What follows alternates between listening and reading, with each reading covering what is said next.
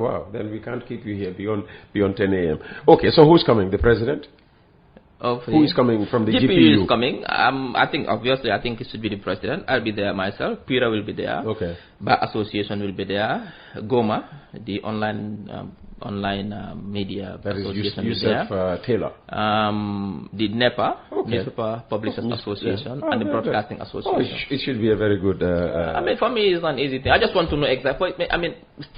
Till today, I don't know exactly which part of regulation there's a problem with. I don't know. That's what I want to know. Oh no, come on. They came out with a long press release, highlighting their worries and why it is a worry. No. What I'm saying is that highlighting worries of a regulation and pointing particular sections. They have highlighted particular, sections of the regulations or policy. It's still not clear to me. Yeah? But today it will clear. That's why it's good we have this conversation. Yeah, absolutely. Yeah. Congratulations. Well done. Thank you. GRTS, there's a high-profile resignation at GRTS. Can you... Well, like I said, people are free to choose any entity they want to work for, and people are free to resign if they so wish. It's a free world. Yeah, but it depends on the circumstances, leading to what I'm saying, the circumstances... Here's a journalist who was, the office of the vice president is literally in State House, isn't it? Yes. Yeah? So he was waking up, going to State House every day, doing his work, was regarded a senior member of staff, attends a function, I understand, was taking place where he was born. If something is happening in Banjul, number 2 Charles Street, whether it's organized by the opposition or whatever, and I am invited, that is not how it works. And he was supposed to travel with the president, his passport was seized. That is not what happened. So what happened? He is from that village, and he leads a fundraising committee of that village to raise funds for that village, and they organize an activity. In that activity, they look for people who could really support in that fundraising, people who could support financially. And they invited 3 dignitaries. Sidi Njai was one of them. Honorable Sidi S.K. Njai was invited to the event, but also the Lord Mayor was also invited to that event.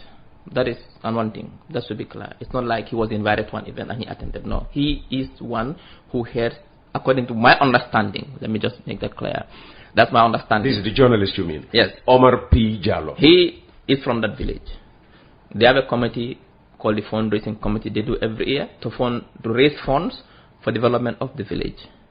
So every year they invite dignitaries, people who they believe can support financially to their fundraising. They according to what I understand, that's based on what I understand. They invited dignitaries, the rest is history now. When it comes to his resignation and the circumstances surrounding his resignation, I'm not directly involved. What I know is that I've heard 2 stories. I don't know which to believe. That is why I cannot speak on it. The first story is that he organized and invited the Lord Mayor. And then when that happened, the government wasn't happy. They revoked, seized his passport, and the SIS interrogated him. That was the first story. He himself came out to say that is not true. No, his passport was not confiscated, but also he wasn't called by the SIS. He himself came out and made that statement and debunked that story. He himself did that. What if I told you and I'm coming. that after giving his resignation, he told... I'm coming. Okay. I'm telling you what happened a couple of weeks ago. Okay. So he came out and debunked it. He came out and debunked that his passport was never confiscated. In fact, it can be confiscated because officials of that level, they don't keep their service passports. When they travel, when they come back, the service passport... this was a service passport? Yes. It was not an ordinary... It's a service passport. Okay. When they come back, they take the service passports from all of them and they keep it at a safe place. Until when they travel again, they give them the visas and they go. So it can be confiscated. He also debunked that he wasn't interrogated by the SIS. He debunked it. In fact, when I saw the news, I was away. I remember I was at an airport. I was on transit. I called him directly to say, what happened? Oh. And he himself told me that this is what has happened. I said, okay, thank you. That's why I stayed away from because it's not an operational issue. It's not my issue. So I don't deal with those operational issues. But just telling you the 2 stories. Then now, yesterday, a different story emerged from the same guy who said, no, the first story was done under duress. Duress. Now, This is the true story. So I don't know which one to believe, Peter, to be honest. I don't know. But what is the bottom line is, whatever has happened, transpired, I'm not interested. Because it's not my domain, it's not my job, it's an operational issue. What is the bottom? He has resigned, and that's your question. I think it is right. If he feels that he doesn't want to work for the state bureaucrat anymore, it is right to resign. He was at QTV before, he resigned and came to GRTS. He can resign from Jan, go anywhere else. So it's not a big issue, it's not a big deal. Is it the position of the government that whoever is working in government should not be involved with members of the opposition? But did that happen? Is that the case in this matter? Well, apparently the presence of Talib Ahmed Bensouda seems to be the problem. But that is the story we're hearing. Yes. That is not the story we're hearing. That's not the story you're hearing? From government. Of course you won't hear that story from government. But of course, what would you hear from the opposition? Huh? What would you hear from the opposition? Who's right in this case? No, I'm saying, is it the position of this government, the government that you belong to, that whoever is working for the government... It is not the position, it's the position of the law, the general orders, that if you are a civil servant, you must not openly engage in partisan politics. It is the law. It's not the government. Any government that comes in front of it is the GOs. How was he engaged in open partisan politics? No. I'm answering your question. What he did, I cannot speak. I don't know what he did. Like I said, I'm not speaking in specific terms of his case. Your question is it the position of this government? Yes. That anybody who is working for government, yes, should have nothing to do with the opposition? That's what I'm telling you. To answer your question is that it is the position of the general orders of the law of the Republic of the Gambia that anybody who is a civil servant should not openly engage in partisan politics, whether opposition or not. Being involved with the opposition does not necessarily mean that you are involved with openly in partisan politics. That's what I'm telling you. That I'm answering your question. Yeah. Whether openly or not, the GOs are very clear that if you work for the government as a civil servant, you must not align with any political party openly. Now, his particular case, I'm not responsible because, like I said, I'm not involved in that case. I'm hearing two stories from himself, two different stories. So I don't want to go into that.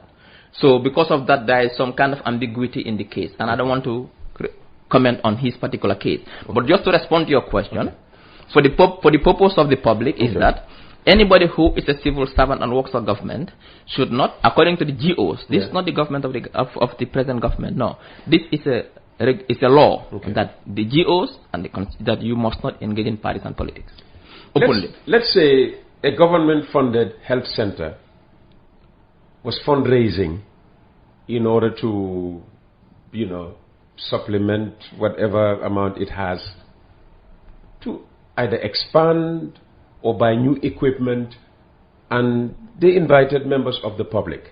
All right? Peter Gomez comes in as head of the Peter Gomez group against, the third term bid of Adama Barrow. So I come in and say, well, can I go to that, should I be allowed? Yeah, a citizen, of course. That is why I'm saying that. Is Talib not a citizen? No, what I'm saying is that you are going from the presumption that what is being reported is what has happened. I'm going from the presumption that I don't know what has happened. What I'm telling you is that under normal circumstances, every citizen, whether you're in opposition or in government, you have a right to take part in public events and public activities with no consequences whatsoever. Now, in this particular case, that is why I want to be cautious in this particular case, because I'm hearing different stories and I don't know which story to believe in. Now, he is saying that he is being moved from the OP because of that particular incident. But the OP has from the OVP, but that is not the case. According to so who do we believe in? Whose story do we believe in? Now, one thing I can assure you is that the government of Adama Barrow will not and will never, and has no intention to punish public officials because of their political allegiance. We have people in the system who have openly shown their political allegiance, yet they are in the system. So this is not a government of retribution. After what you just said, it's not a vindictive I'm finding government. that very hard to believe. No. It's not a vindictive government. It's not a vindictive government at all. No, that you have people in government who have been openly opposing to the government, they're still maintaining their position. What I'm saying is, as long as it's not blatant in a manner in which you violate the laws of the country. The GOs are very clear. Everybody has the right to a political affiliation. You cannot expect everyone to support the government. There are people in government who don't support government. That's their right. It's a fundamental right. Right, why is he being persecuted then? No, but who is saying that he's being persecuted? He's not being forced to resign. This what happened, like I said, he was moved from OVP back to the GRTS, just like he was moved from GRTS to OVP. And strategically, like it's an operational issue, I don't get involved. The GRTS can, what I'm saying is that the GRTS can, for strategic efficiency, move about their staff from one place to the other. That is GRTS. Now, what I'm trying to, I don't want to comment more on this particular case because I'm not involved in it. And I've been hearing different stories. I don't want to, because the story I first received was that he himself confirmed was that all the allegations about passport confiscation and interrogation by the SI were false. He himself said it. If he now comes out and says a different story, that just baffles me and gets me more confused. I don't want to get involved. We'll try to get him on. But what is clear is that the GOs are clear. No public, no civil servant should openly engage in partisan politics. And you think he was engaging? I'm not saying that. I'm speaking in general terms. I'm not in specific terms. Let's take something from the audience.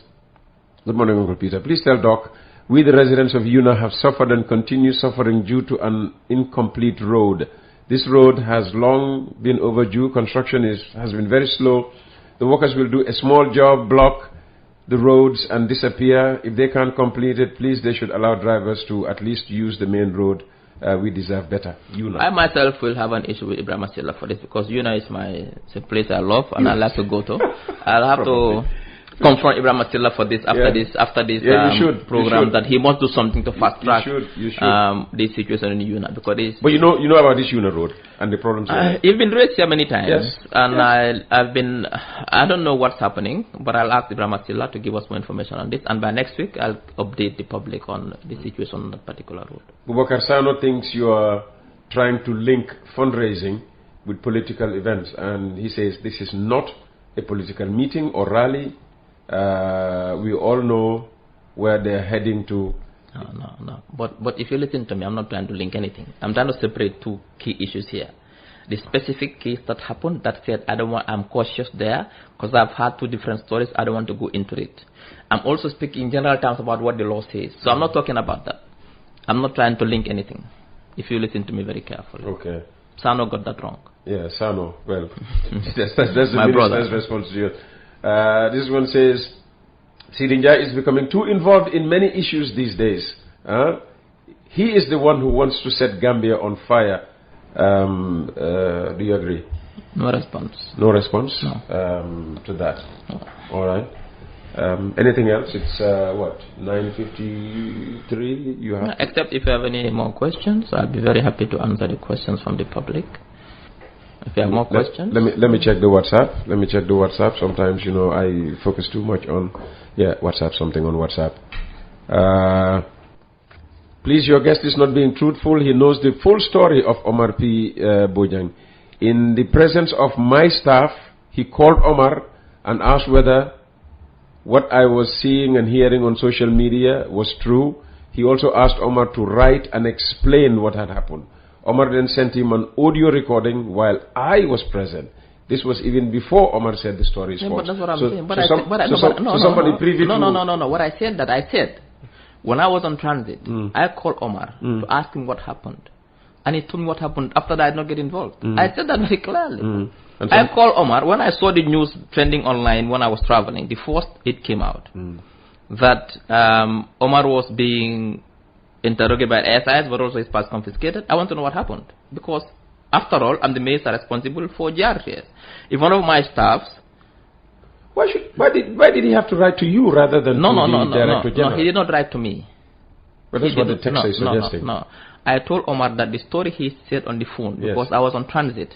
I said, can you send me an audio so I can listen to this and understand, because he was speaking fast and network wasn't good. I said, can you send me an audio so I understand the context? He sent me an audio for me to understand the context, and that was it. I didn't get involved after that. What we did also as a ministry is to go out, as we normally do, is to do the fact check to say, hey, what has been said about confiscation is false. That's what we did based on what he told me. After that, I did not get involved. Like I said, it's an operational issue in terms of how GRTS moves their staff. But I did not say I haven't spoken to him. I called him to say, hey, what has happened? I'm hearing this. He said, yes, people are there just misinforming the public. This is not what has happened. I said, what has happened? Okay. When he started to explain, the network wasn't good. I said, can you send this as an audio form so I can listen to it? Because I was traveling. I said that. He sent it to me. I listened to it. And he said, this is what has happened. In his exact words, that's what I was telling you, that according to what he told me, that they had a fundraising event in their village. And every year, they invite dignitaries who will support that fundraising event. That's what I'm telling you exactly what he told me in that audio. Okay. That he is heading the fundraising event this year. And then he invited Lord Mayor, and he also invited Honorable C.D. Eskenjai. He said that is what has happened. And he said that when it comes to the interrogation, he told me in that audio, he was not, I have the audio recording if in my phone. He said he was not interrogated by the SIS. I said, what about the passport? He said the passport was not confiscated. He said I was supposed to travel with the Vice President to the population conference in New York, and my passport was taken to protocol for the visa part. That's what he told me. The audio is here. Okay. After that, I did not make a follow-up on this case. Okay. That is why when he came yesterday to say something different, I was left flabbergasted. I don't know what to believe in anymore. Because if someone tells me... He came to you yesterday? No, when he came out yesterday. When he came out yesterday. To say that, in fact, this is... So, like, if you tell me one thing, someone I trusted to say, you are not... He, in fact, told me. How would I know that his passport was taken for protocol for visa? He told me. If you had come to me, I would have given him advice. I would have said, do what I did. Yes. You remember the Sharia thing? I should apologize to Yaya Jame, Yaya Abdul Aziz Jamus Junkun Jame. After he said for this guy who said is correct, I said it here in fact before he made it. I said I called him, I was on transit. But the network was poor. I said, send me an audio recording what has happened. And he, in his exact words, said this to me. That the fundraising was in their village. To fund some projects in their village. You have only 2 more minutes here. Let me take this. Somebody is saying, please ask Dr. Ceesay about vehicle number plates as well as ID cards. Production. Okay, now for ID cards, I think I've already discussed that. There are challenges, obviously. These are supply chain. The consumables used to make these ID cards, we have to order them from abroad, and sometimes demand far outstrips the supply. There's a lot of people demanding for ID cards today, and because of that, there are challenges. But this will come to an end very soon because margins will start to work, and very soon every government will get ID cards. Vehicle number plate, again, the concession had expired with the concessionaire that was doing the vehicle number plate. They've just launched another one, and very soon that'll be done, and very soon that also will be resolved as well. Morning, Peter. Can you ask the minister who feeds the AI system with the facts? Example, if one makes a post about corruption in a particular ministry or by a public official, how is the system going to fact check this? So the AI system doesn't know anybody, doesn't know doctors, it doesn't know anybody. What it does is it scans Gambian news, local news, trusted news, and gives you its honest opinion. For example, it doesn't have to tell you exactly what. Let me give you an. It doesn't have to tell you exactly. If it doesn't find something, you know what it tells you. I have a backlog of WhatsApp. No, you know what it tells you sometimes. What does it tell you? If you ask them the AI question, it doesn't have to answer. It can tell you this text does not contain verifiable claims. So it can be honest to you to say that, look, I don't have enough verified information to answer this question. It tells you honestly. So if it's not verified, it's not verified. Good afternoon, Mr. Also, we're not saying the system is perfect.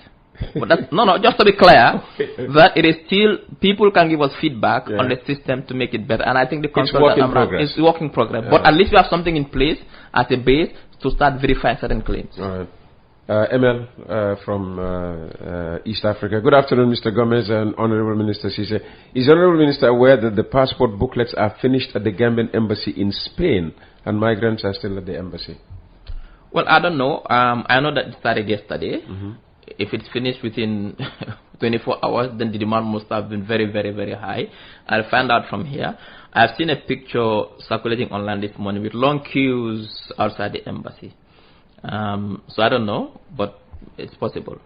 I don't know. Like I said, I cannot confirm this. Kudos to the Gambia government through the Ministry of Information for integrating a digital information verification system developed by Gambian Amran Gay, GOTG, Government of the Gambia. Should do more of this, integrating such Gambian expertise in our development efforts, especially Gambians in and from the diaspora. Yes, I mean, that is what we want.